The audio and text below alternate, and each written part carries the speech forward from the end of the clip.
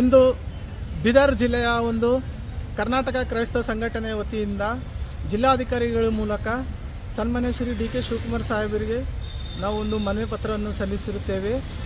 15th ಆಗಸ್ಟಿಗೆ ಚಾಮರಾಜನಗರದ ಒಂದು ಹಾನೂರು ಎಂಬ ಒಂದು ಊರಲ್ಲಿ ಒಂದು ಮೂಗರ ಒಂದು ಶೂಟೌಟ್ ಒಂದು ಪ್ರಕರಣಕ್ಕೆ ಸಂಬಂಧಿಸಿದಂತೆ ಅಲ್ಲಿ ಯಾವುದೇ ರೀತಿಯ ಅವರು ಏನದ ಅಂತಂದ್ರೆ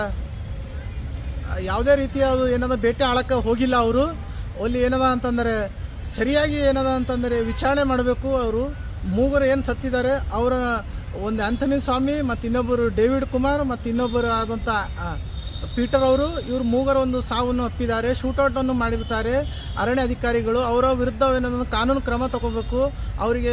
ಅವರಿಗೆ ಸೂಕ್ತವಾದ ಕಾನೂನು ಕ್ರಮ ತಗೊಂಡು ಅವ್ರಿಗೆ ಕಠಿಣವಾದ ಶಿಕ್ಷೆಯನ್ನು ಒದಗಿಸ್ಕೋಬೇಕಂತ ಹೇಳಿ ನಮ್ಮ ಒಂದು ಬೇಡಿಕೆ ಆಗಿದೆ.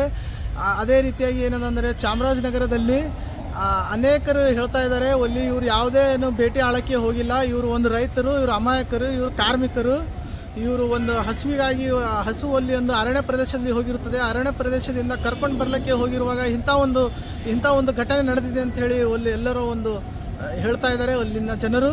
ಹಾಗಾಗಿ ಇದಕ್ಕೆ ಕೂಡಲೇ ಏನದಂದ್ರೆ ಒಂದು SIT ತನಿಖೆ ರಚನೆ ಮಾಡಿ ಅಲ್ಲಿ ಮೃತಪಟ್ಟಂಥ ಕುಟುಂಬಸ್ಥರಿಗೆ ಏನದನ್ನು ಸರಿಯಾಗಿ ನ್ಯಾಯ ಒದಗಿಸ್ಕೊಡ್ಬೇಕು.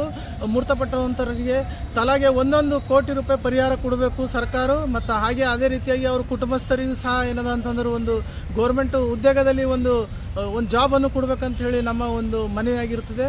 ಹೀಗಾಗಿ ಇದಕ್ಕೆ ಇನ್ನೂ ಮುಂದಿನ ದಿನದಲ್ಲಿ ಇದಕ್ಕೆ ಸರಿಯಾಗಿ ನ್ಯಾಯ ಸಿಗಲಿಲ್ಲ ಅಂತಂದರೆ ಇದಕ್ಕೆ ಇನ್ನೂ ಮುಂದಿನ ರೀತಿಯಲ್ಲಿ ಏನದನ್ನು ನಾವು ಹೋರಾಟಗಳಿಗೆ ಏನನ್ನು ಕೈಗೊಳ್ಳಬೇಕಾಗುತ್ತದಂತೆ ನಾನು ಈ ಮಾಧ್ಯಮ ಮೂಲಕ ಹೇಳೋಕ್ಕೆ ಇಷ್ಟಪಡ್ತೀನಿ. ನನ್ನ ಹೆಸರು ಮೋಜಸ್ ನಿರಾಳ್ಕರ್, ಕರ್ನಾಟಕ ಕ್ರೈಸ್ತ ಸಂಘಟನೆ ಜಿಲ್ಲಾಧ್ಯಕ್ಷರು ಬೀದರ್.